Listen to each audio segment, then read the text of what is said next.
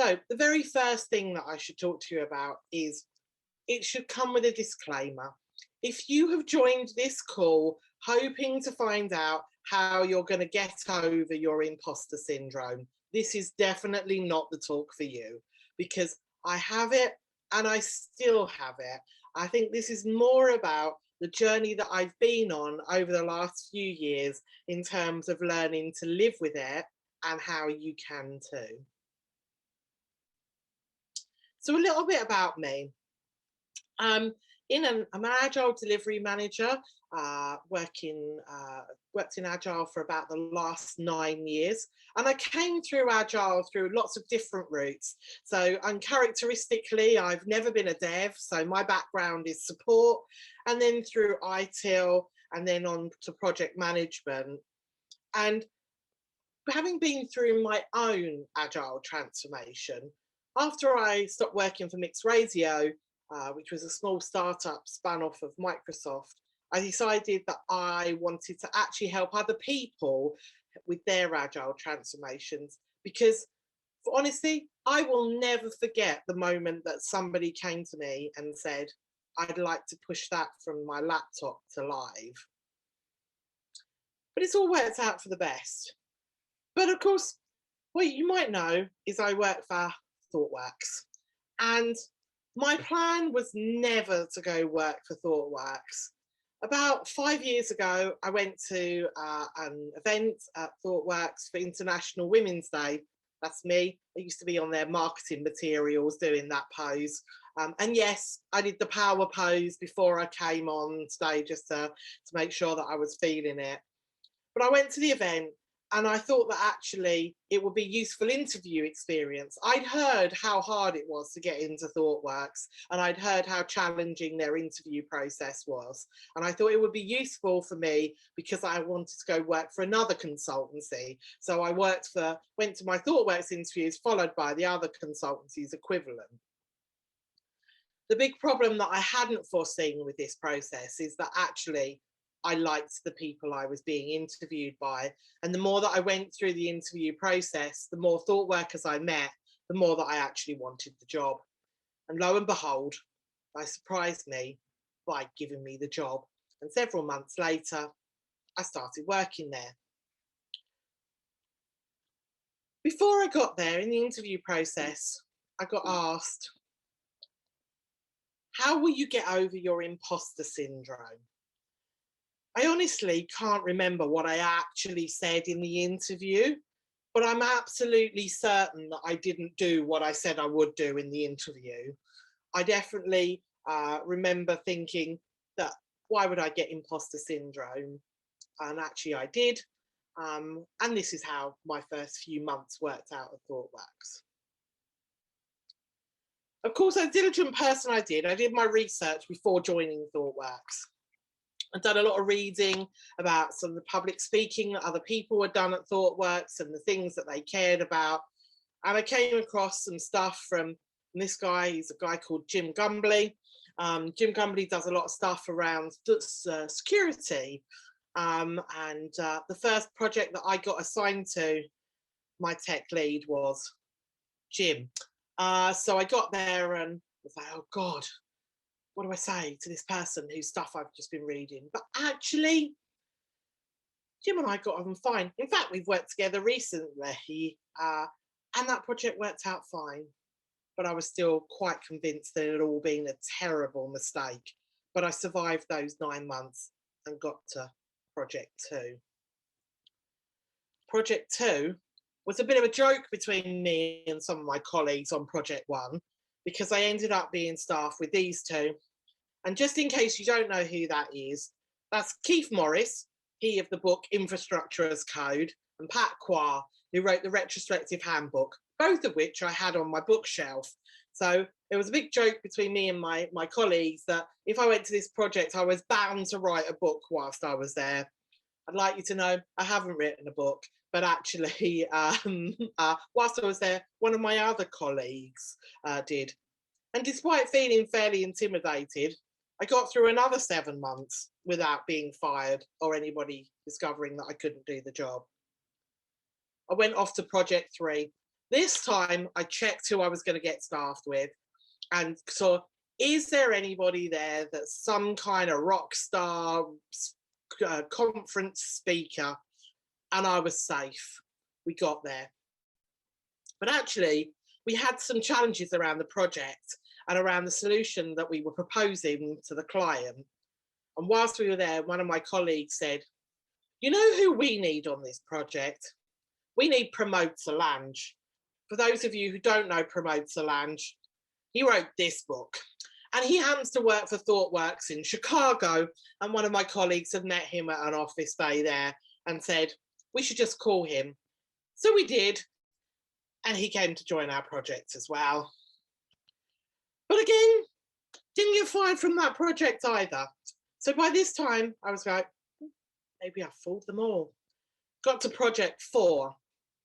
And this was the project where actually I might actually have got fired from, because this was the one where we're at risk of not meeting our delivery expectations.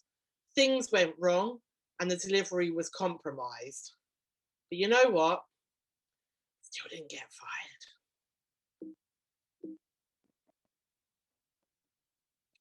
So then I had to admit, I was probably not going to get fired. It wasn't a mistake. It was probably just a bit of imposter syndrome. Or was it? And so actually, I started to reframe how I thought of my imposter syndrome. And instead of thinking about it, about ways I was going to be found out, I started using it in a more positive way and using it to frame the way that I learn and I develop. So the first thing that I realized is you don't need to know everything. Often when people join my team, especially grads who are quite often worried about what they do or don't know, I tell them the story of the purple wall. They're like, what's the purple wall, Claire? I'm like, when you join a team and you get there and you're not quite sure what's going on, and you have to mention, so what's with the purple wall then? And everybody goes, oh yeah, the purple wall. Yeah, we were going to go for this whole sort of bright theme, sort of like in the room at one point, or some other reason. And then they realised, actually, there was a good reason for it at the time, but people have forgotten. And so being new and not knowing gives you that unique and very small window to ask all of those questions. And of course, asking yourself, do you really need to know everything? Or is the fact that you don't a benefit because you see the purple wall when everybody else doesn't see the purple wall? Especially when we consider that we're in cross-functional teams. The point of being in cross-functional teams is that we're not sole islands of knowledge. We work together to solve problems. And so again, not knowing isn't so much of a problem. The other thing is we become scared of failure. And so you have to ask yourself, what would exactly happen if it went wrong? And although we're thinking about it from a personal perspective, actually, we do this as Agilists every day. We do the plan, do, check, act cycle. And so what's stopping us from doing it ourselves to iteratively improve ourselves? We don't expect our teams to know it all and do it all and never get it wrong, but yet somehow we expect that of ourselves. And lastly, avoiding the comparison trap.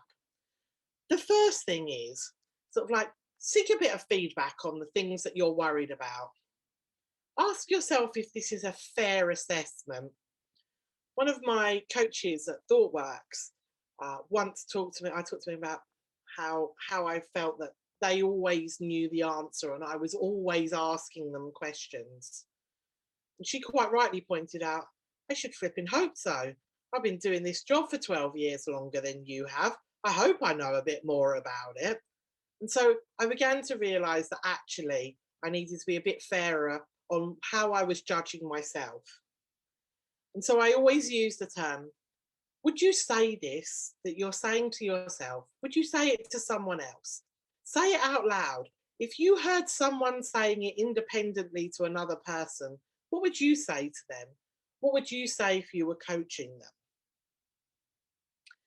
And secondly, I guess we always focus on that improvement. So it's also easy to be harsh on yourself. And sort of like the other thing as well, as coaches and agilists, would we have expected our teams to take on masses of changes all at once? Or would we expect them to do a step change? I guess sort of like the key thing I'm saying here is that no one knows everything. We value specialism and knowing stuff in Agile, and that what we should use is use our networks to make connections. And so I wanted to talk to you a little bit about how I've used some usual Agile tools, but turn that onto sort of like myself and how I've used it there. So these are the key things that I use, and I use when I'm coaching others, but I also use it myself. The first thing is that I use a Trello board to actually work out what I'm learning. So this is a sign of my Trello board. And this came about because thought workers love to share, perhaps sometimes a bit more than they need to. But actually, it can become pretty much overwhelming about all the things that you should read or listen or watch or attend. And so I started fairly early on keeping them in a Trello board. And this works really well for me. So first of all, it's a good way for me to not try and change everything all at once. But also my most recent iteration has had me sort of like putting them into groupings around coaching and Agile and teamwork. And you can see that. I also find it's useful to keep the done board. And the reason I find the done board useful is so that I can actually, when I'm talking to others, and go, oh, have you read, watched, listened to this thing? I've got a link instantly to it to be able to pass on to it. Also, as well, the thing about a Trello board is obviously it's using a bit of Kanban here. And the important thing about Kanban is limiting your work in progress. And I think it avoids that information overload. I think I spent most of those first 3 projects that I talked to you about trying to learn everything I perceived that I didn't know already. And actually, again, my lovely coach pointed out, you can't learn it all, especially under pressure. Pick one thing, maybe 2, and focus on those things. I found it really interesting. I was chatting to somebody yesterday in Spatial Chat about the FOMO of lockdown, and all of a sudden I can actually attend the Agile Berlin meetup if I wanted to because it's online. But then I end up with this thing where on a Tuesday I could be at Agile Berlin or Lean Agile Manchester or Agile Evangelists in London, and really amazing people are giving amazing talks, but I can't be everywhere. And so actually being able to focus the things that I'm looking at and working on at any given time helps me to focus my learning. Oops, sorry. The second thing I like to use is personal retrospectives. So first of all, I like it because I think it helps to break between periods of work. So I work as a consultant, so I tend to do it as I roll off a project and onto a new project. But it doesn't really matter. Sort of like pick a time, do it quarterly, however it works for you. And retrospect on your most recent working experience. Take a bit of time, think about what went well, what didn't go so well, and what you could improve. And then how I like to do it is just brain dump as much as possible, get all those post-it notes out and onto the table. And then I walk away like I would do if I was facilitating this for a team. Go away, I grab a cup of tea, with a cup of tea to hand.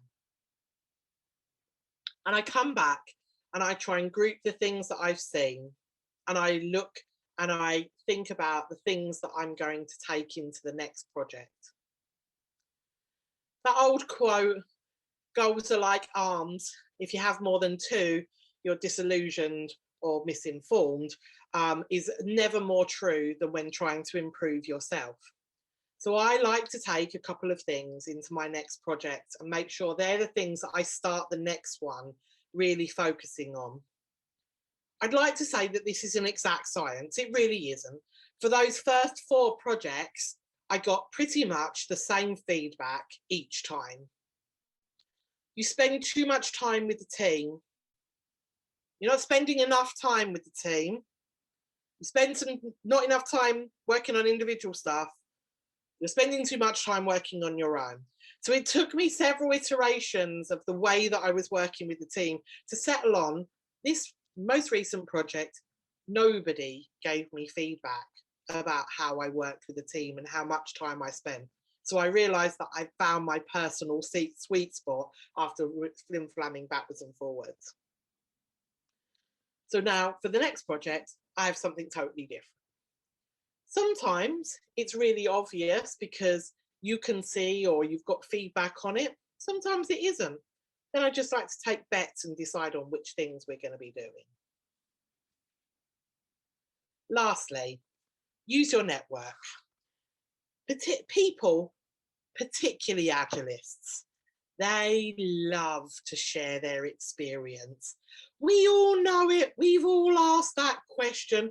What did you do in situation X? And we get the perfect Agile reply. It depends.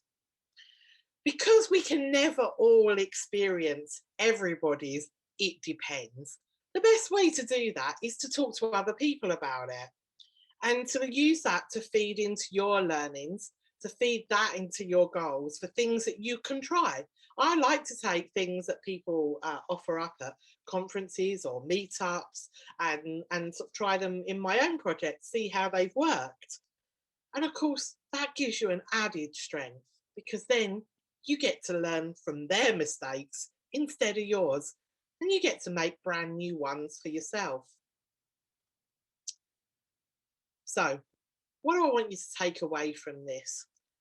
I think really there's 3 things I want you to take away. The tools are good, but when you consider your imposter syndrome, avoid making unreasonable comparisons, and particularly around more experienced colleagues.